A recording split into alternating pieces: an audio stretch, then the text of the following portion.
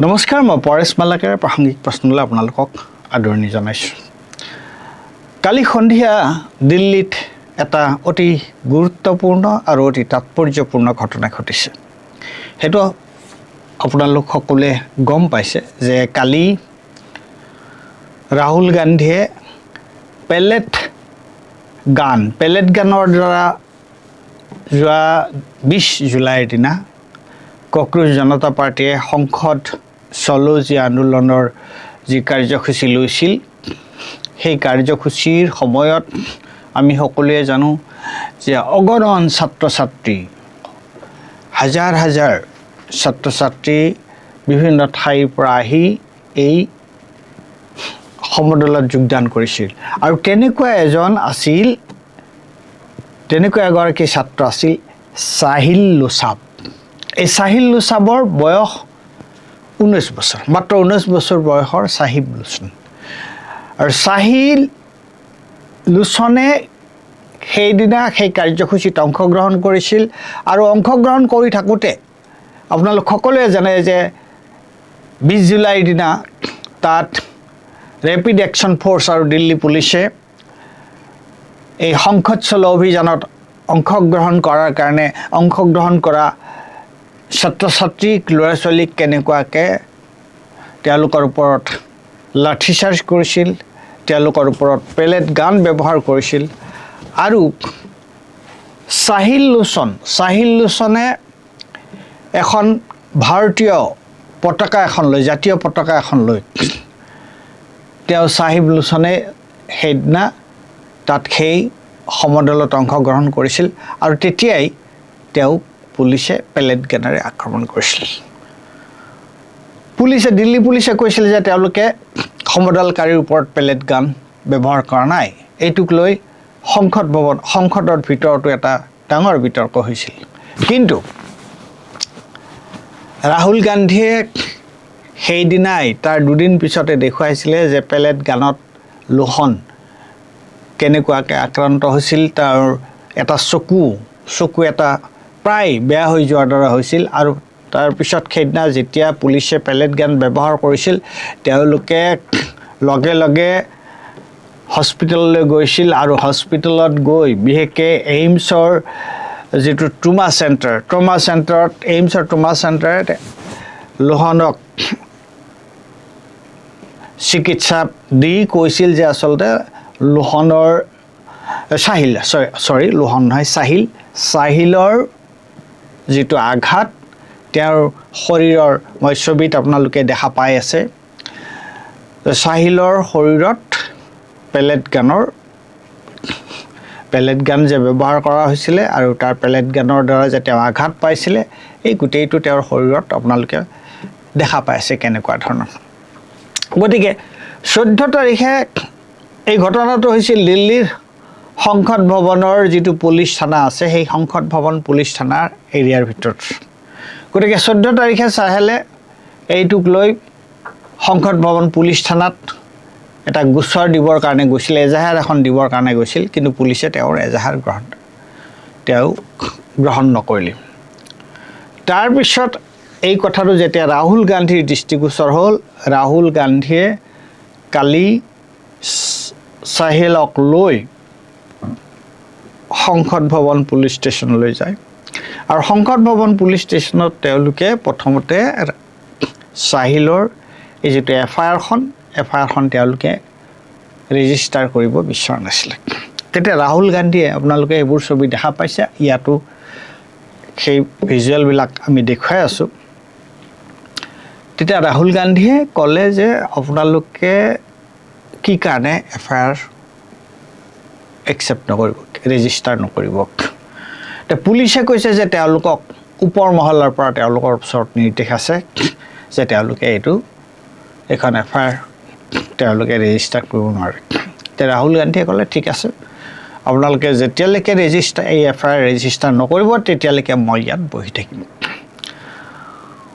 আৰু তেনেকুৱাকৈ বোধহয় 11টা বজাৰ পৰা নেকি, 11:30 বজাৰ পৰা ৰাহুল গান্ধীয়ে পুলিচ থানাত সন্মুখত তেওঁ বহিলে, ধৰ্ণা দিলে।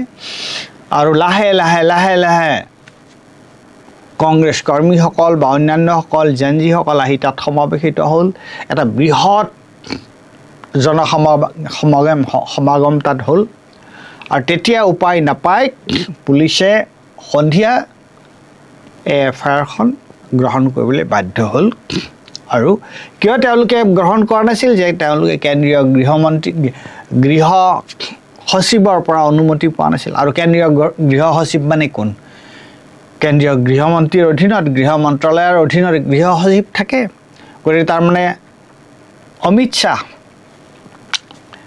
ফাইনেলি তেওঁলোকে বাধ্য হ'ল চাৰিওফালে হুলস্থুল হ'ল তেওঁলোকে এফআইআৰখন ৰেজিষ্টাৰ কৰিবলৈ নথিভুক্ত কৰিবলৈ পঞ্জীয়ন কৰিবলৈ বাধ্য হ'ল এতিয়া কথাটোৰ গুৰুত্বটো কি এই কথাটোৰ গুৰুত্বটো কি এতিয়া আপোনালোকে এটা কথা ভাবি চাওক যে ৰাহুল গান্ধী হৈছে বিৰোধী নেতা সংসদত লোকসভাত ৰাহুল গান্ধী হৈছে বিৰোধী পক্ষৰ নেতা তেওঁৰ প্ৰায় কেবিনেট তেওঁ প্ৰায় নহয় হয় কেবিনেট পৰ্যায়ৰ মন্ত্ৰী তেওঁৰ যিটো পজিশ্যন সেইটো কেবিনেট ৰেংকৰ গতিকে দিল্লীৰ মাজমজিয়াত সংসদ ভৱনৰ পুলিচ থানাত এটা কেছ ৰেজিষ্টাৰ কৰিবৰ কাৰণে গৈছে যিটোত দেশ প্ৰমাণ আছে যে পেলেট গান ব্যৱহাৰ কৰা হৈছে তাত মেডিকেল চাৰ্টিফিকেট আছে মেডিকেলৰ সেয়া আছে মেডিকেল ডক্টৰে কৈছে এই কথাটো তাৰপিছতো সংসদ ভৱনৰ ওচৰত থকা সংসদ ভৱন পুলিচ ষ্টেচনে কি কাৰণে এফআইআৰখন তেওঁলোকে পঞ্জীভুক্ত কৰা নাছিলে এফআইআৰখন তেওঁলোকে গ্ৰহণ কৰা নাছিলে সাহিলৰ পৰা আৰু সাহিলৰ লগত আছিল কোন সাহিলৰ লগত আছিল ৰাহুল গান্ধীৰ দৰে এজন নেতা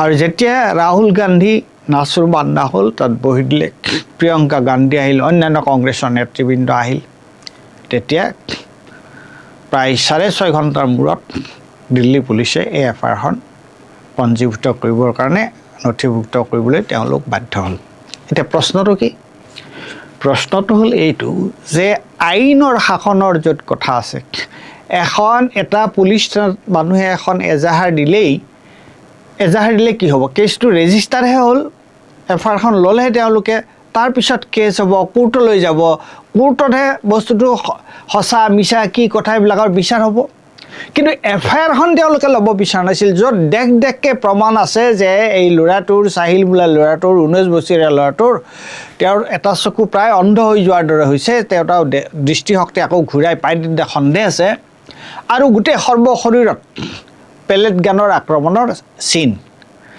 তেনে অৱস্থাৰ পেলেট গান কোনে আক্ৰমণ কৰিব পেলেট গান দিল্লী পুলিচ গতিকে দিল্লী পুলিচৰ বিৰুদ্ধে এখন এজাহাৰ দিবলৈ গৈছে আৰু এজাহাৰখন তেওঁলোকে লোৱা নাই কিয়নো ওপৰ মহলৰ পৰা তেওঁলোকৰ ওপৰত চাপ সৃষ্টি কৰিছে যে তোমালোকে এজাহাৰখন নল'বা এতিয়া এটা গুৰুত্বপূৰ্ণ প্ৰশ্ন হ'ল এইখিনিতে যে দিল্লীৰ দৰে ঠাইত ৰাহুল গান্ধীৰ দৰে এগৰাকী ব্যক্তিয়ে যাৰ লগত গৈছে তাত তেওঁলোকে এফআইআৰখন ৰেজিষ্টাৰ কৰিব বিচৰা নাই তেতিয়াহ'লে আপোনালোকে এটা কথা ভাবি চাওকচোন যে সমগ্ৰ ভাৰতবৰ্ষত যিসকল মানুহ এনেকুৱা ধৰণৰ তেওঁলোক অপদস্থ হৈছে পুলিচৰে হওক বা অন্যৰে হওক তেওঁলোকৰ তেনেকুৱাকৈ এফআইআৰ এজাহাৰ তেওঁলোকে যদি এজাহাৰখনে পুলিচে নলয় তেতিয়াহ'লে কি ধৰণৰ কথা হ'ল তেতিয়াহ'লে আইনৰ শাসনৰ প্ৰশ্নটো ক'ত থাকিল এজাহাৰ এখন দিয়া মানে এইটো সঁচা মিছা তেতিয়া প্ৰমাণ নহয় কোৰ্টতহে সঁচা মিছাটো প্ৰমাণ হ'ব কিন্তু এজাহাৰ যদি ল'বই নিবিচাৰে এজাহাৰখনে তেওঁলোকে যদি একচেপ্ট কৰিব নিবিচাৰে তেওঁলোকে গ্ৰহণ কৰিব নিবিচাৰে তেতিয়াহ'লে বাকী পৰ্যায়টো নাথাকিয়ে তাত আৰম্ভই নহয় গোচৰটোতো আৰম্ভই নহয় গতিকে দিল্লীত যদি এই ধৰণৰ অৱস্থা এটা হৈছে সংসদ ভৱন পুলিচ ষ্টেচনত যদি এই ধৰণৰ অৱস্থা হৈছে তাত যদি ৰাহুল গান্ধীৰ লগত থাকোঁতে তেওঁলোকে এনেকুৱা বিলম্ব কৰিব পাৰিছে এনেকুৱা ধৰণৰ তেওঁলোকে ৰেজিষ্টাৰ কৰিবৰ কাৰণে এফআইআৰখন ল'বৰ কাৰণে তেওঁলোকে ইচ্ছা কৰা নাই তেতিয়াহ'লে অন্য ঠাইত কি হ'ব পাৰে আপোনালোকে ভাবিছে গতিকে আমাৰ দেশত আইনৰ শাসন কি পৰ্যায় পাইছে, আইনৰ শাসনৰ কি মূল্য আছে, সেইটো আপোনালোকে ভাবি চাওক। কিন্তু এটা গুৰুত্বপূৰ্ণ কথা হ'ল এইটো যে তেওঁলোকে শেষত এজাহাৰখন ল'বলৈ বাধ্য হ'ল। আৰু বাধ্য হ'ল কিয়, যে যেতিয়া পুলিচ থানাৰ সন্মুখত ইমান ঘণ্টা জুৰি ৰাহুল গান্ধীয়ে তাত তেওঁ ধৰ্ণা দিলে আৰু তেওঁক চাৰিওফালৰ পৰা মানুহে আহি তেওঁৰ সংগ দিলে, তাৰপিছত তেওঁলোকে এফআইআৰখন ল'বলৈ ৰেজিষ্টাৰ কৰিবলৈ বাধ্য হ'ল। কিন্তু সামান্য এফআইআৰ এখন দিয়াৰ কাৰণে যদি এই ধৰণৰ এটা হুলস্থুল কৰিব লগা হয়, তাত যদি বিৰোধী নেতাৰ হস্তক্ষেপৰ পিছতো তেওঁলোকে এইটো না কৰে, তেতিয়াহ'লে আমাৰ দেশত আইনৰ শাসন, মোৰ প্ৰশ্ন এটাই, তেনেহ'লে এইখন দেশত আইনৰ শাসন ক'ত আছে? আৰু যিসকলে এতিয়া মই বাৰে বাৰে তেওঁলোককে প্ৰশ্ন কৰিছোঁ যে ভাৰতীয় জনতা পাৰ্টীৰ চৰকাৰৰ মন্ত্ৰী MLA তেওঁলোকৰ সমৰ্থকসকলে কওকচোন যে তেওঁলোকে এই ঘটনাটোৰ কি বুলি ব্যাখ্যা দিব, কেনেকৈ তেওঁলোকে এই ঘটনাটো ব্যাখ্যা কৰিব, মই সেইটোৱে জানিব বিচাৰিছোঁ।